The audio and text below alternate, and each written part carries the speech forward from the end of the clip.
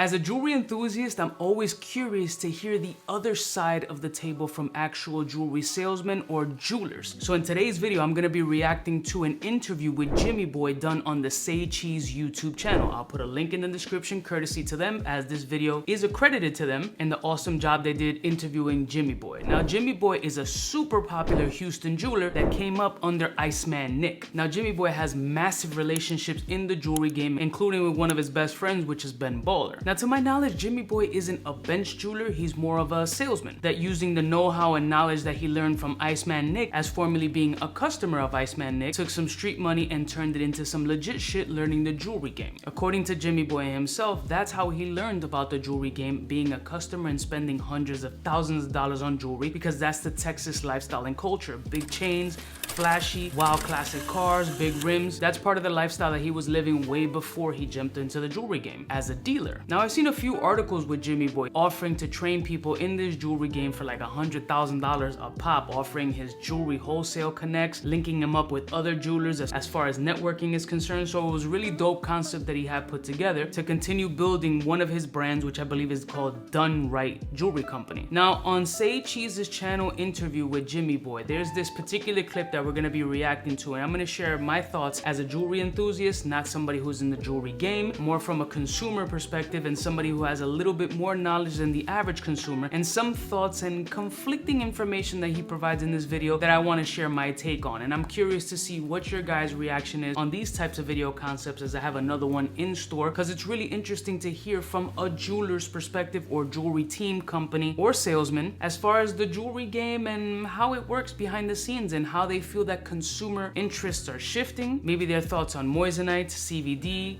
HPHTs, and maybe sharing their feelings if the jewelry game is gonna shift or it's gonna continue to increase in popularity with more of these Instagram, SoundCloud rappers and all these people being able to do things independently. So let's jump right into this reaction of the Say Cheese interview with Jimmy Boi. I'm kind of a big deal.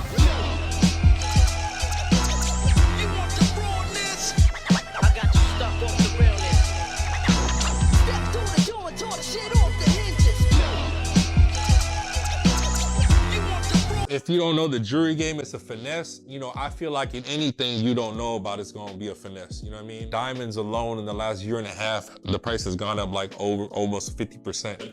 So I'm gonna stop it right there. He indicated that diamonds alone in the past year have gone up 50%. Now, dating back to the timestamp of this particular video, it was 5 months ago. Now, if you guys have seen my previous video of De Beers indicating that the diamonds not only did not go up 50% in that last year, but actually dropped to potentially over 40%. So that's a little bit of conflicting information. If this video was actually recorded, let's say for example in 2018 and only released 5 months ago, then that would make a little bit more sense, but there might be a disparity there. Diamonds definitely have not gone up, they have gone down. The popularity of CVD diamonds have actually gone up. So there's the first statement that was a little bit thrown off, but I don't know when the original video was recorded, I just know when it was posted. And within a 5-month period, diamonds have definitely not gone up 50%. Price has gone up like over almost 50%. But as far as with this Moissanite stuff and with this CVD lab stuff, like I ain't gonna lie, like, you know, that's what it's becoming now, you know what I mean? But the crazy thing for me is like, I kind of seen all this coming beforehand, and that's why, you know, my company, Done Right Company, since we started, we don't offer no Moissanite or no lab created stuff. We only offer natural. And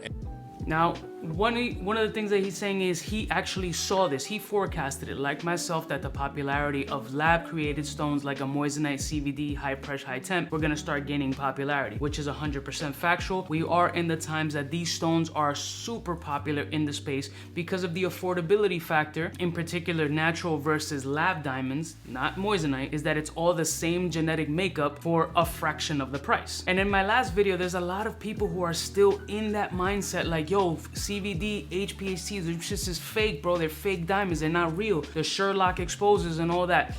Bro, y'all mental and the information that you're getting is not accurate. It's a very easy descriptive breakdown between CVD, high pressure, high temp, versus natural diamonds. These are several analogies that you can use to help simplify the thought process without getting into the Googles and going crazy. CVD versus natural. Natural diamonds is like a huge rainstorm on top of Mount Everest freezing over with the extreme cold temperatures, creating a sheet of ice all over the top of the mountain. That would be the natural diamond. Rain, water, frozen temperatures, you have ice. Now, if I go to my faucet and I turn on the sink, in the ice tray, I pour water in that. I take it over to my freezing unit and put it right in there, and in 24 hours, I have ice.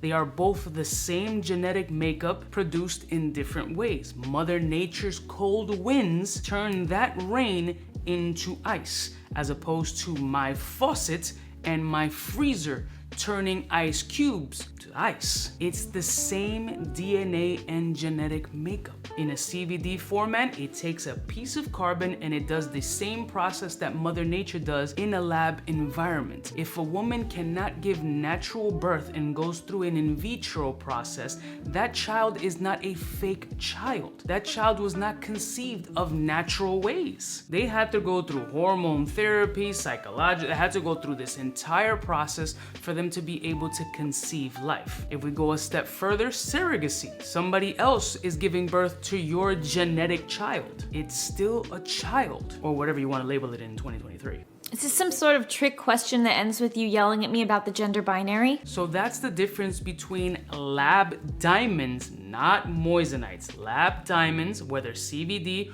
or high pressure high temp, versus natural diamonds. That's it. Yes, you can get the Sherlock machine that's a couple of $1,000s, throw some naturals, throw some CVDs in there, put them in the machine, and then the machine will indicate based on its technologies which one is natural and which one is produced in a lab. A lot of jewelers are now starting to buy the Sherlock machine, but still a ton of places don't have it. Now, moissanite, completely different. Moissanite was actually discovered in the earth, and there is naturally earth moissanite, but they are rare. 90+% of it is all produced in a lab, and there are visual cues that differentiate natural diamonds versus moissanite, particularly in the brilliance or that flash portion, where the moissanite gives more of a kaleidoscope type shine as opposed to a natural diamond. But it's also 5,000% cheaper, although all jewelers are charging like $100 a carat for moissanite. So let's get back to the interview. So we only offer natural. And the reason behind that was that before I was a jeweler, I was a client for so long, and I witnessed so many people that bought lab stuff or moissanite or fake, or you want to call it fake stuff, and they would buy it, and when they get aired out, they'll just throw it on the jeweler like, oh, the jeweler did it, I ain't know. So that's interesting, and I think it's actually kind of smart too. So people are just passing the buck. So the jewelers, the artists, the athletes are going in to buy these particular pieces of jewelry and tagging their jeweler or shouting out their jeweler just in case if they get put on blast for wearing CVD or moissanite that they can blame the jeweler? Who's putting them on blast like that though? Like a CVD and a moissanite is going to be able to pass that pen tester. Nobody's really walking around testing people with a pen tester. That's like not a real thing. That's just shit on TikTok or YouTube. So who's gonna be putting them on blast? Because visual difference between a CVD and a natural diamond is non-existent. There is no visual difference. It's the same shit. If the stone is a bigger stone and it's damn near perfect, that may cause a red flag, especially if you're pulling out of a Honda Civic and you have clear ass CVD diamonds. You're like,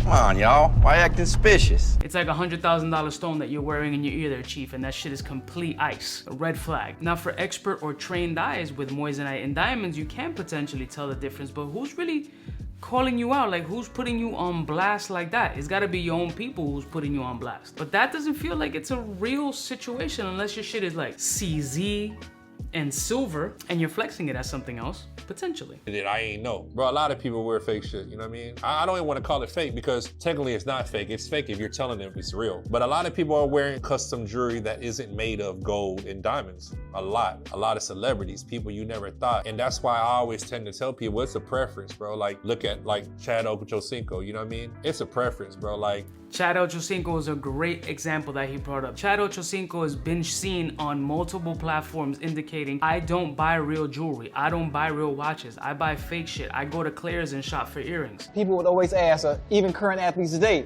like, is it serious, some of the stuff that I've seen documented, is it true that you bought everything replica and it wasn't real?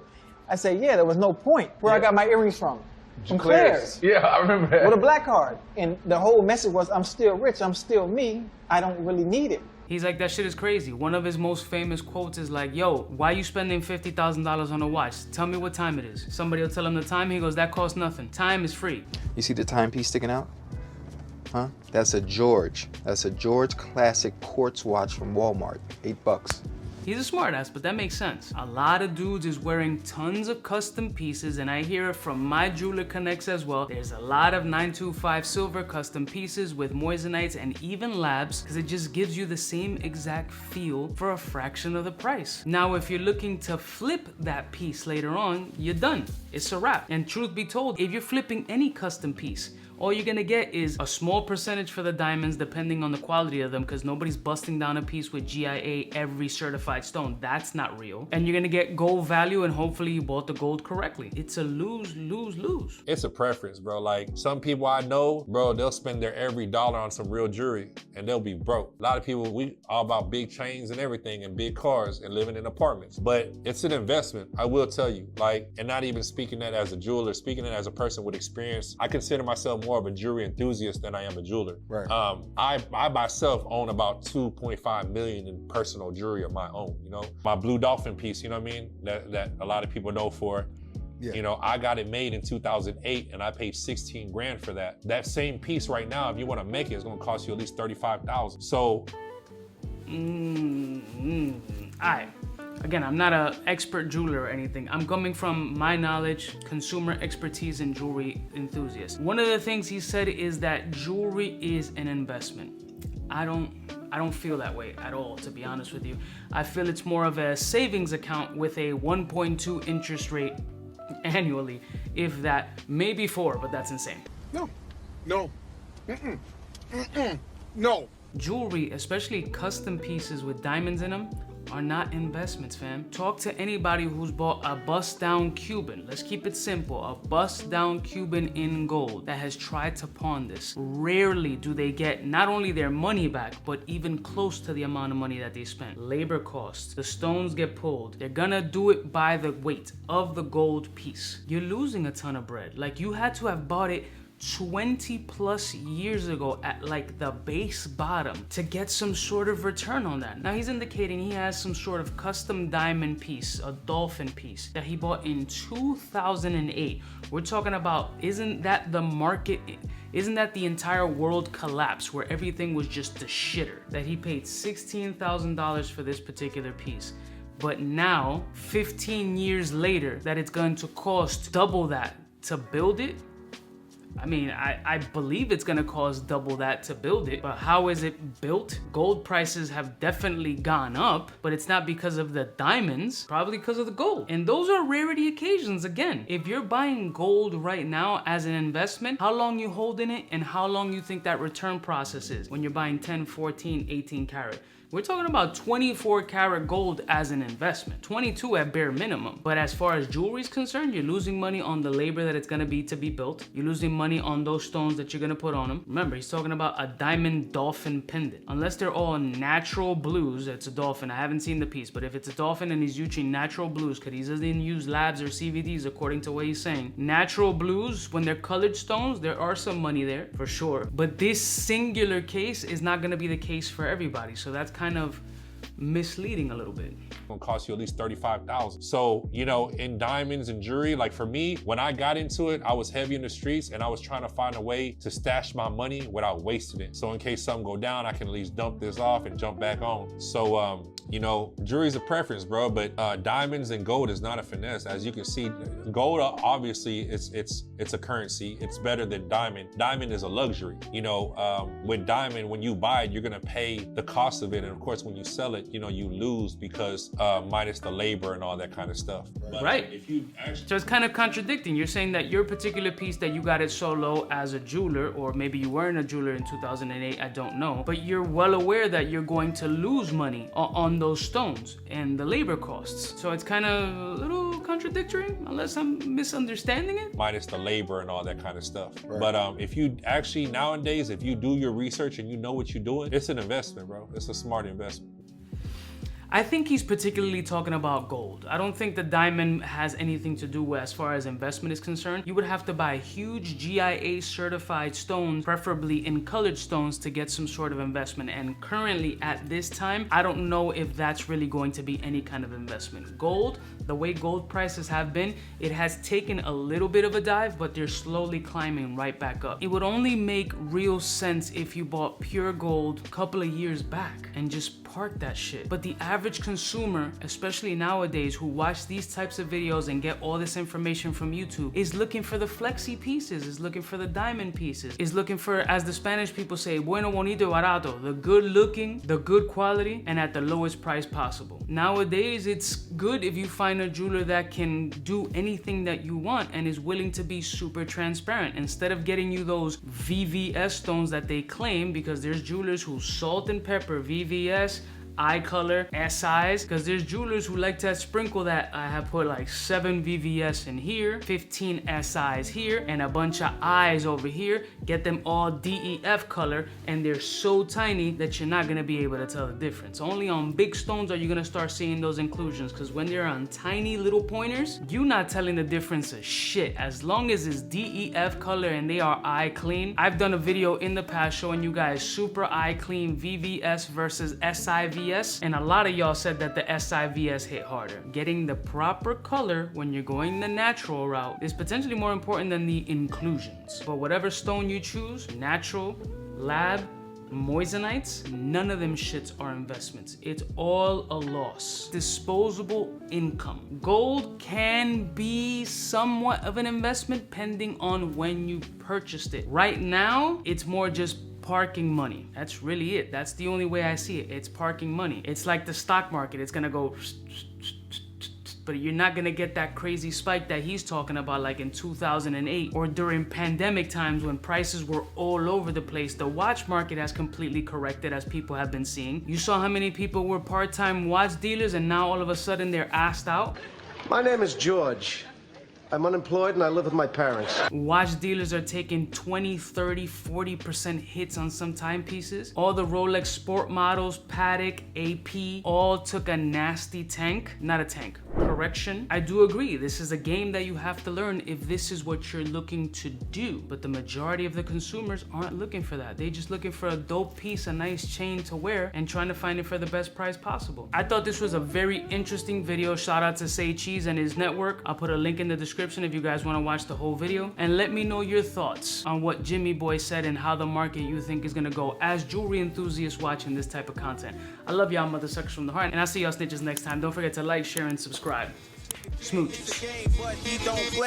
Hey, for all the chicks that got dead in the penthouse suite on top of my mom's crib. It's losses you never get in.